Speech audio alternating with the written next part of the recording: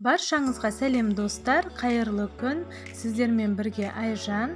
Бүгін өте керемет қызылшадан жасалған ерекше салаттың рецептімен бөлісетін боламын. Видеоны соңына дейін көріңіздер. Салатқа керек ингредиенттің барлығын осылай соломка етіп турап шығамыз.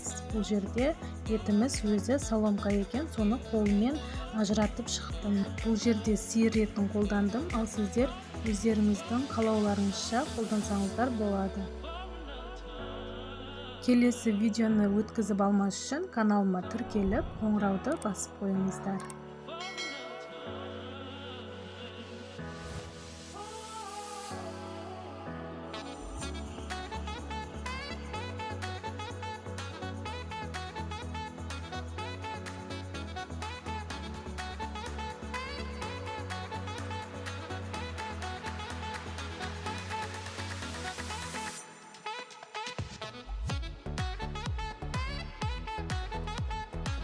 Дәміне қарай тұз және қара бұрыш қосамыз. Сосын 3-4 ас қасық майонезді қосып, барлығын бір келкі араластырып шығамыз. 4 ас қасық горохты қосып, тағы да араластырып шығамыз.